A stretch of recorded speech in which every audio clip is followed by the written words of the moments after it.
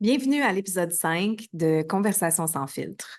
Aujourd'hui, je vais répondre à une question qu'on m'a posée récemment sur les croyances. Ce qu'on m'a demandé, c'est comment dégommer les croyances alors qu'on ne sait même pas qu'on les a parce que justement, ce sont des croyances. Et quand j'ai ouvert cette session de questions sur Instagram, particulièrement par rapport au développement personnel, je vous ai demandé qu'est-ce qui ne fonctionne pas pour vous en développement personnel? Qu'est-ce qui vous cause des problèmes en développement personnel?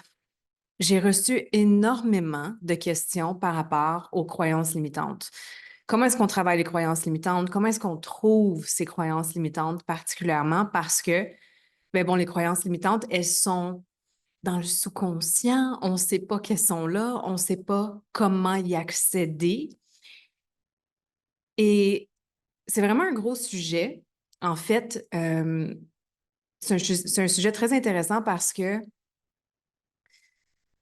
ça a un lien très étroit avec un autre sujet que j'aborde régulièrement, qui est le côté un peu toxique du développement personnel. Et je veux préciser, quand je dis le côté un peu toxique du développement personnel, je ne veux pas dire que le développement personnel en tant que tel est toxique. Le développement personnel, c'est essentiel dans le sens qu'on veut s'améliorer, on veut grandir, on veut prendre de l'expansion dans notre vie, on veut transformer des choses dans notre vie, il y a des choses qu'on veut adresser et le développement personnel, bien, ça nous aide à passer à une autre étape, à changer des choses dans notre vie. J'adore le développement personnel. La seule chose, c'est qu'à un certain moment, quand on baigne dans ce monde-là, depuis un certain temps, quand on a passé beaucoup de temps à lire des livres, faire des programmes, écouter des podcasts, peu importe ce que c'est, et qu'on se fait dire à répétition qu'on doit absolument travailler sur des choses comme notre énergie ou nos croyances, ce qui se passe, c'est qu'il peut s'installer une espèce de paranoïa, une, une sensation de, d'infériorité, si on veut, même, un sentiment que si on n'adresse pas ses croyances, si on n'adresse pas toutes ces choses-là, on ne pourra pas réussir. Je sais que pour moi, il y a eu énormément de ce sentiment que j'étais ma propre ennemie, que ma tête et mon énergie jouaient constamment contre moi, comme s'il y avait toujours un petit quelque chose que je devais être en train de régler, mais un petit quelque chose que je ne savais pas accéder. Comme si il y avait quelque chose qui se cachait à l'intérieur de moi qui allait m'empêcher de réussir. Et que si je ne découvrais pas cette chose-là, je n'allais pas faire les revenus que je voulais, je n'allais pas avoir la relation que je voulais, je n'allais pas avoir l'entreprise que je voulais ou débloquer toutes les choses que je voulais dans ma vie. Et donc, je me promenais dans le monde paranoïaque, littéralement. Et ça peut sembler gros ce que je dis, mais c'est vraiment ça. Je me promenais dans le monde constamment à la recherche de c'est quoi mon problème? Quelle croyance est-ce qui se cache là? Est-ce que, ça, est-ce que c'est une croyance limitante? Ça, est-ce que c'est... Et je passais mon temps dans le fameux développement personnel à essayer de justement travailler sur toutes ces choses-là qui me bloquaient dans la vie. Et donc, le problème n'est pas le développement personnel, mais c'était vraiment moi qui est tombé trop profondément dans le développement personnel, qui est allé trop à l'extrême du développement personnel. Et j'ai dû, avec le temps, développer des moyens pour que mon approche au développement personnel soit beaucoup plus simple.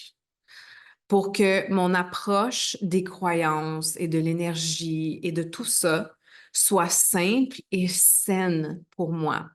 Et ça, en passant, c'est le module 2 de Créatrice. Si je ne me trompe pas, c'est 3 à 4 heures de contenu spécifiquement pour cet aspect-là du développement personnel et les croyances limitantes et tout ce qu'il y a alentour de ça. C'est un gros sujet que je ne pourrai jamais toucher dans un épisode ou même plusieurs épisodes de podcast parce qu'il y a beaucoup de choses à aller chercher sous ça. La seule chose, c'est qu'aujourd'hui, j'aimerais te laisser avec des très grosses clés qui, pour moi, ont tout changé dans mon approche du développement personnel et dans mon approche des fameuses croyances. La première chose que j'aimerais que tu observes dans ta vie, c'est ton approche par rapport aux fameuses croyances. Est-ce que tu as l'impression que tu as des croyances de cachées qui t'empêchent d'avancer, qui t'empêchent d'accéder à ce que tu veux? Et ce que tu dois comprendre, c'est que la plus grande croyance limitante que tu peux avoir, c'est de croire que tu es limité. C'est de croire que tu as des croyances qui te limitent. Et je veux vraiment que tu t'assoies. Je t'invite à t'asseoir avec ce concept-là et de vraiment intégrer ça dans ta vie. Ta plus grande croyance limitante, c'est de croire que tu es limité. Qu'est-ce que tu ferais de différent dans ta vie? Qu'est-ce qui aurait de différent dans ta vie si tu ne croyais pas que tu as des croyances limitantes? Si tu ne croyais pas que tu as des choses à guérir? Si tu ne croyais pas que tu as des choses à changer?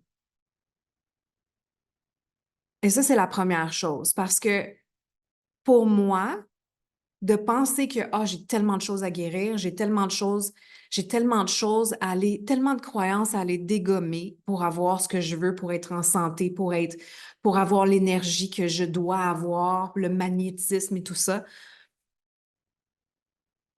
C'est à un certain moment de voir la vie à travers et de me voir moi à travers ces lunettes-là m'a nui énormément. Parce que là, j'avançais dans la vie en essayant constamment de trouver ce qui allait pas, en me disant constamment que j'avais des croyances limitantes en essayant constamment de m'asseoir et de trouver ces croyances-là. Et j'ai investi un montant absolument incroyable en formation, en coaching, en programme, justement pour aller chercher ces croyances-là. La journée où j'ai décidé de prendre un pas de recul et de me détacher du développement personnel, d'arrêter d'essayer de résoudre un problème qui n'était même pas là à la base. Et là, je ne dis pas que je n'avais pas des croyances qui ne me servaient pas, parce que j'en avais, on en a tous, j'en ai encore aujourd'hui. La seule chose, c'est que de rendre ma vie, mon quotidien, de rendre cet aspect-là, les croyances et mon développement personnel, le point de focus dans ma vie, faisait que je n'étais pas en train de vivre. On n'est pas venu ici pour vivre l'expérience du développement personnel. On est venu ici pour vivre l'expérience humaine. On est venu ici pour vivre. On n'est pas brisé, il ne nous manque rien. Et notre plus gros blocage dans la vie, c'est de penser qu'on a des croyances à les dégommer, de penser qu'on a des choses à les réparer et de penser et de croire qu'on doit dégommer ces croyances-là et qu'on doit réparer des choses et qu'on doit guérir des choses pour avancer ou pour avoir ce qu'on croit qu'on veut. Et je t'invite à te demander, qu'est-ce que tu ferais de différent dans ta vie aujourd'hui si tu n'avais rien à guérir, si tu n'avais aucune croyance à dégommer, si tu avais rien à changer? Qu'est-ce que ça changerait? Quelle action est-ce que tu serais en train de prendre dans ta vie? Est-ce que ça te sert de te demander, mais sont où mes croyances limitantes? Quelles croyances limitantes est-ce que je dois changer? Qu'est-ce que je dois travailler maintenant? Parce que trop d'une bonne chose devient néfaste à un moment ou l'autre. Et c'est la même chose avec le développement personnel. C'est au compte-goutte le développement personnel. Et un autre aspect très important à prendre en considération, c'est que tu ne vas pas trouver tes croyances ou des choses à guérir dans ton canapé avec un journal devant un programme. C'est en vivant, en ayant des interactions, en avançant dans ta vie, qu'il y a des choses qui vont se passer, des situations, des conversations, des événements. Et à ce moment-là, ton travail, c'est d'avoir la présence d'esprit et de corps pour voir ce qui est en train de se passer, pour entendre la voix dans ta tête et pour évaluer, est-ce que c'est ça que je veux croire? Est-ce que c'est ça que je veux faire? Si je prends l'exemple pour moi, j'ai fait énormément de travail au niveau de mes schémas de pensée par rapport à l'argent. Et je conseille à tout le monde de faire ce travail-là parce que on a tous des blocages par rapport à l'argent. C'est quelque chose que j'ai remarqué. On a tous un certain niveau de blocage par rapport à l'argent. Que ça soit de penser qu'on ne peut pas faire plus, de penser que l'argent, ça l'amène le mal, peu importe ce que c'est. Et pour moi, un des travaux les plus transformateurs que j'ai fait, c'est de commencer à faire ce travail-là par rapport à l'argent parce que ça m'a vraiment aidé à voir Ça m'a vraiment aidé à voir toutes sortes de choses, les lunettes que je portais, la lentille ou les lentilles que je portais face à l'argent. Et ça se traduisait également dans d'autres aspects de ma vie, en relation et tout ça. Et je conseille à tout le monde de faire ce travail-là. La seule chose, c'est que tout le travail qu'on fait par rapport à nos croyances, on peut commencer à faire le travail, mais éventuellement, on va devoir avancer dans la vie pour pouvoir continuer à faire notre travail. Par exemple, pendant longtemps, pendant longtemps, je ne croyais pas que côté argent, je vais donner l'exemple par rapport à l'argent parce que c'est le plus simple. Je ne croyais pas pouvoir faire plus que 2 000 $ par mois pendant longtemps. Je ne croyais pas avoir les compétences, je ne croyais pas être assez bonne à quoi que ce soit pour pouvoir faire ça. Pendant très, très longtemps, pour moi, quelqu'un qui faisait 50 000 $ par année, c'était quelqu'un de riche qui avait absolument tout. Je ne croyais jamais, en fait, je croyais qu'un jour, peut-être, je pourrais faire ce montant si j'étais directrice dans une grosse boîte, par exemple.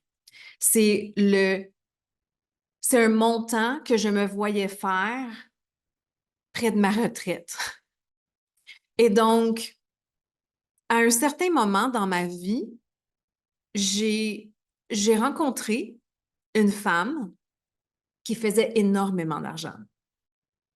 Énormément d'argent. Alors que je ne croyais pas possible de faire 50 000 $ par année, elle faisait plus que ça par mois. Et ça l'a déclenché une foule de choses en moi. Et à ce moment-là, j'ai réalisé qu'il y avait quelque chose. J'ai réalisé qu'il y avait qu'il y avait quelque chose pour moi à travailler. Et ça a ouvert la porte pour mon développement personnel de croyance face à l'argent. La seule chose, c'est qu'une fois que j'ai réalisé que je pouvais faire plus que 2 000 $ par mois et que j'ai éventuellement fait plus que 2 000 $ par mois, ben là, il y a d'autres choses qui s'est présentées. Il y a une autre étape qui s'est ouverte pour moi. Est-ce que je suis en mesure de faire ce même montant-là, mais à la place de travailler pour quelqu'un d'autre, je peux travailler pour moi? Ben non, c'est pas possible. Et là, il y a d'autres voies dans ma tête parce que j'ai commencé à avancer dans la vie. J'aurais pas pu, dans mon divan, avec un cahier, sans vivre et sans être mise dans des situations, devant des gens, devant des événements qui me causaient un inconfort et qui déclenchaient des voix dans ma tête qui me disaient: Ah, mais toi, tu peux pas avoir ça. Ça, c'est trop. Ça, c'est pas assez. Ça, c'est correct. Ça, c'est pas correct. J'ai dû me mettre dans la vie pour ça. Et ça, c'est une autre erreur qu'on fait dans notre développement personnel, c'est qu'on se lance dans les livres, on se lance dans ce fameux travail de croyance, ben, dans notre salon, sur le canapé, avec un journal. Et après ça, on se demande comment ça se fait qu'on n'avance pas. L'affaire, c'est que et c'est exactement comme ça que je l'apporte dans Créatrice, dans le module sur les croyances dans Créatrice. Oui, il y a une façon de travailler ses croyances. Oui, il y a une façon de se poser des questions et de s'apporter à un endroit où est-ce qu'on s'interroge et qu'on change notre façon de voir les choses. Il y a une façon de faire ce travail-là, mais à un moment, il faut mettre ça en action. Parce qu'on peut bien essayer de changer notre croyance de je ne crois pas pouvoir faire plus que 2 000 $ par mois mentalement à ah oui, je peux faire 10 000, 15 000, 20 000 $ par mois, par exemple. Mais dans la vie de tous les jours, si on n'avance pas, si on n'a pas d'interaction avec l'argent, si on n'est pas mis dans des situations qui viennent mettre au défi notre schéma de pensée et nos croyances, on n'a pas l'occasion de passer de l'autre côté. Et donc, tout ce travail-là, ça ne se fait pas devant un écran, ça ne se fait pas dans un livre. Est-ce qu'on peut apprendre à faire un travail de base et avoir des techniques qui nous permettent de travailler sur nos croyances? Absolument. Mais ton plus grand travail, ça va toujours être d'être dans un état qui te permet d'entendre ta petite voix intérieure. Et ça, c'est une autre chose. On est tellement submergé d'informations.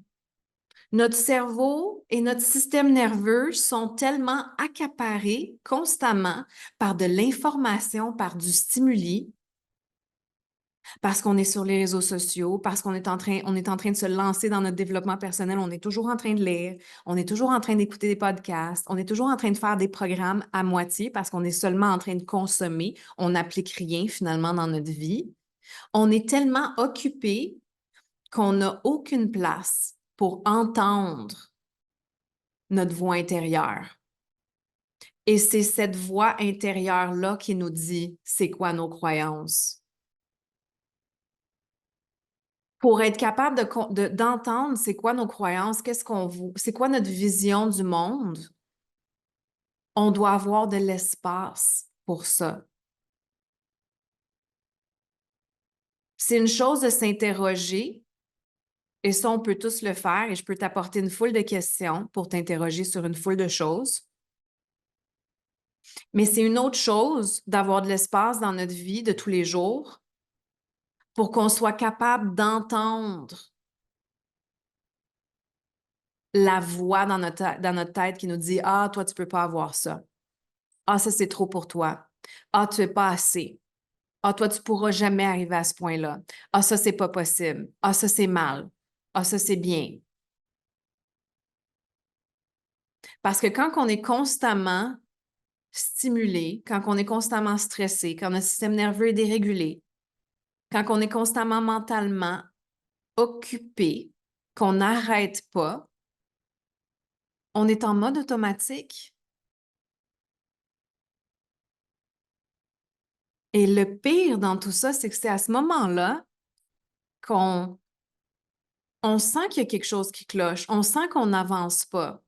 On est stressé, on est dérégulé. On est toujours occupé, mais on n'avance jamais à rien.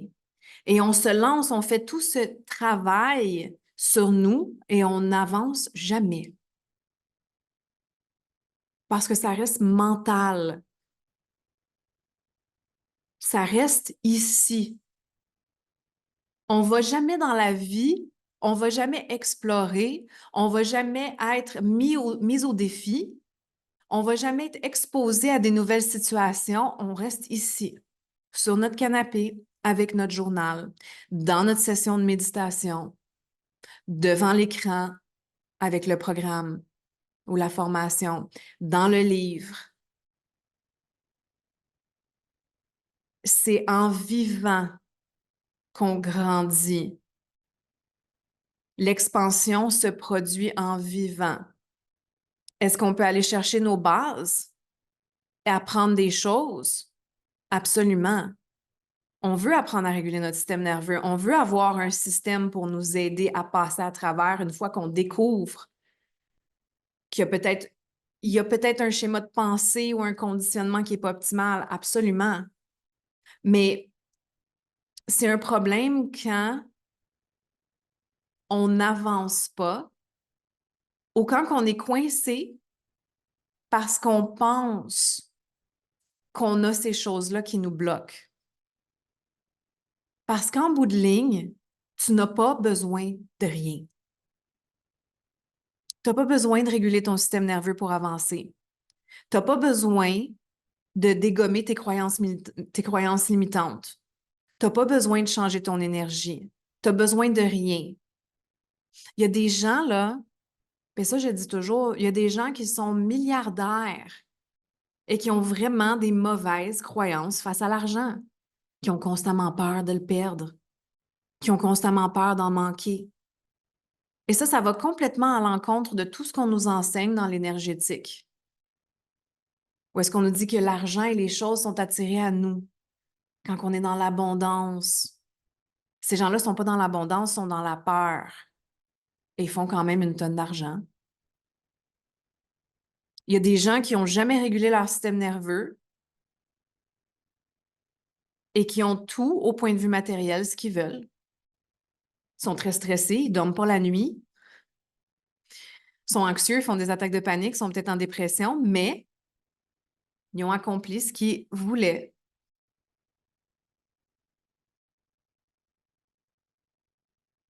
On n'a pas besoin de tout régler les problèmes qu'on pense qu'on a pour avancer.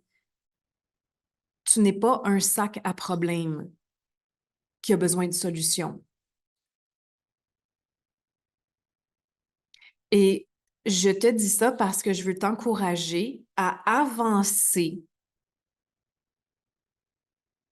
et à faire tout ce travail-là à côté, pendant que tu vis, pendant que tu avances.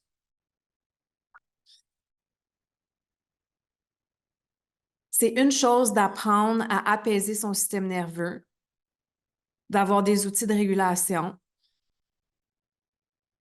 Et c'est une autre de prendre ces outils-là et d'aller dans le monde, dans la vraie vie, et d'entamer des projets difficiles, de faire des activités qui nous poussent au bout de nos limites et d'utiliser nos outils en cours de route pour être capable de continuer à avancer et d'aller vers encore plus, si c'est ce qu'on désire.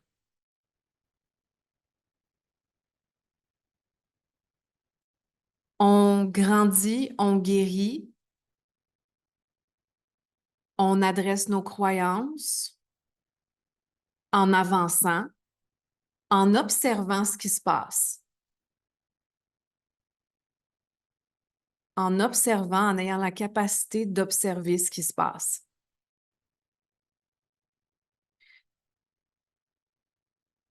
Et donc, pour répondre à la question,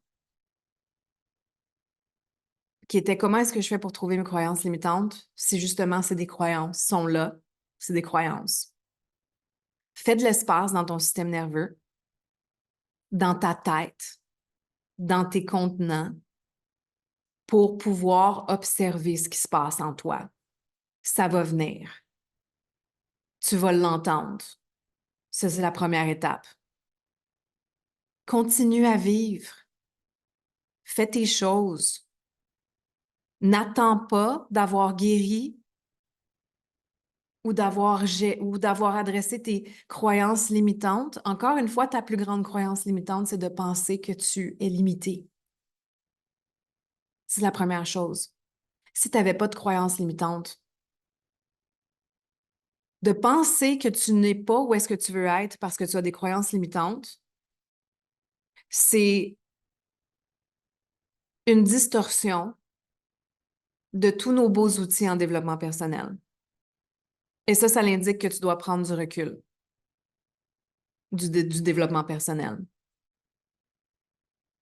Si tu es assise et tu te dis, je pense profondément que la raison pour laquelle j'ai pas ce que je désire ou j'avance pas, c'est parce que j'ai des croyances limitantes, ci ou ça, ou si tu as l'impression que tu as des croyances limitantes que tu ne connais pas, que tu n'arrives pas à trouver et que c'est ça qui t'empêche d'avancer, ça te ferait probablement du bien de prendre une petite détox du développement personnel et des réseaux sociaux. 1 mois, 2 mois, pour voir, une fois que tu te dégages de toute cette voie-là qui te dit en ligne que tu dois travailler sur ton mindset, que tu dois travailler sur tes croyances, que tu dois travailler sur ton énergie, tu ne dois pas faire aucune de ces choses-là, à moins que tu en aies vraiment le désir. Et encore une fois, c'est toujours en vivant. Tu es parfaite telle que tu es aujourd'hui. Tu as tout ce dont tu as besoin pour guérir, pour transformer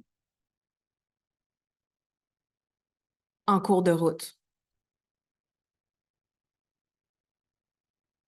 Et ça, je l'ai vu dans ma propre vie. Je l'ai vu pour mon mari et je le vois à tous les jours avec les retours que j'ai dans 21 jours pour réguler ton système nerveux.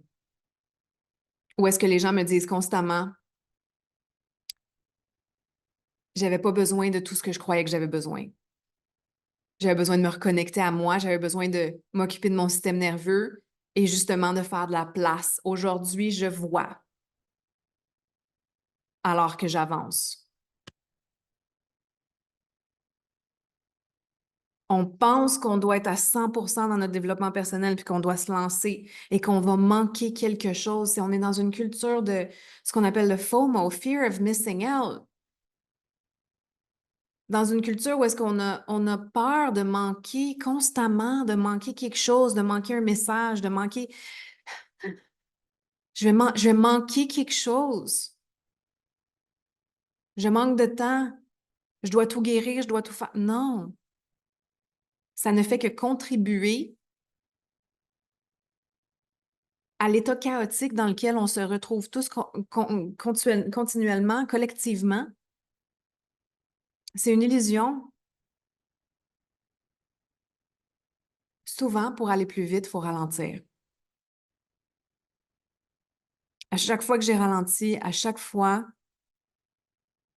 que je me suis déconnectée de toutes ces voies-là qui me disaient que je dois guérir, je dois ci, je ne dois rien. Tout ce que je dois, c'est être et vivre. Et ce n'est pas vrai que je ne peux pas avoir la vie que je veux et que je désire vraiment si je n'ai pas fait tel programme sur les croyances, tel autre programme sur l'énergétique, si je n'ai pas lu... Non, c'est pas vrai, toutes ces choses-là.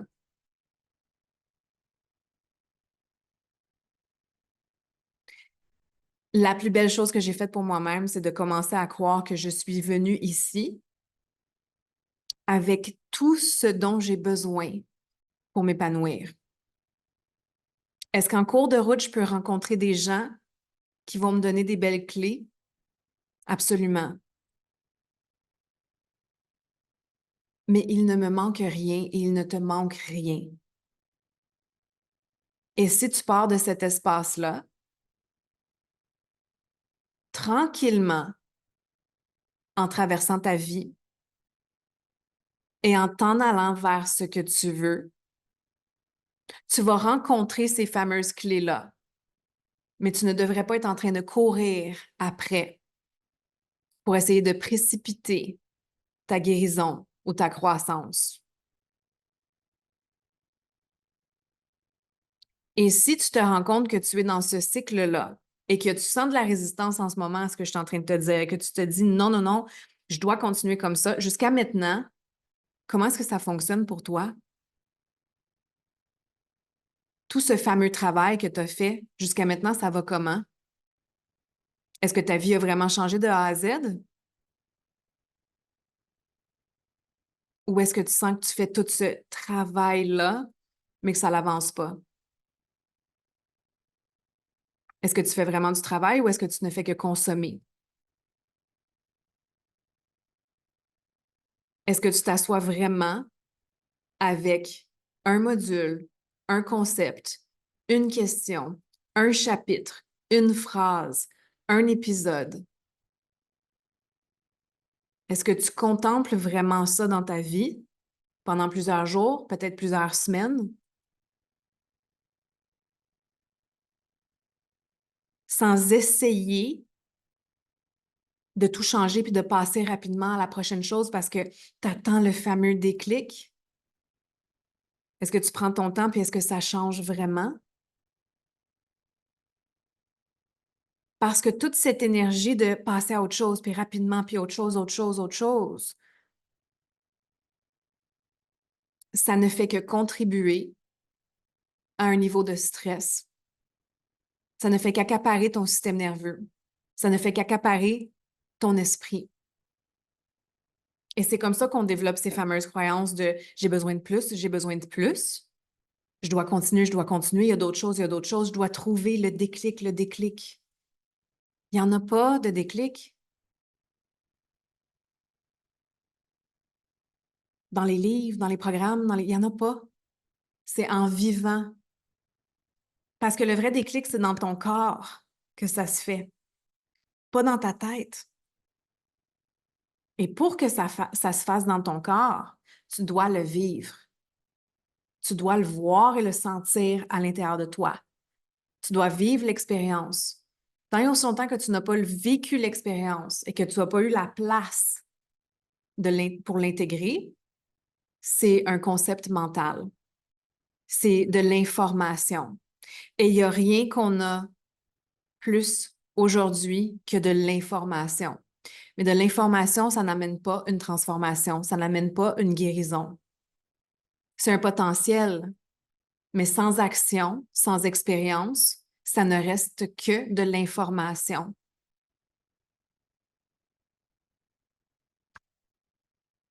Je t'invite à prendre une grande inspiration, peut-être faire un petit soupir parce que je sais que c'est intense tout ce que je viens probablement de t'apporter. Ça se peut que ça soit très confrontant pour toi. Prends le temps de mijoter tout ça. Ah, on relâche, on prend le temps de se donner ce qu'on a besoin. Prends le temps de donner à ton esprit, à ton système nerveux de l'espace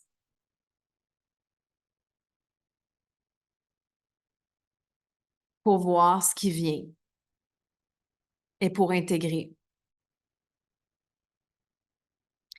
Sur ce, si tu fais partie des lettres nourrissantes, tu vas pouvoir trouver dans le courriel que tu as reçu t'annonçant l'épisode d'aujourd'hui, tu vas trouver une foule de questions introspectives, tu vas retrouver une foule d'informations supplémentaires, tous les bonus qui viennent aux membres des lettres nourrissantes. Si tu ne fais pas partie des lettres nourrissantes, tu peux t'inscrire gratuitement dans le lien de l'épisode.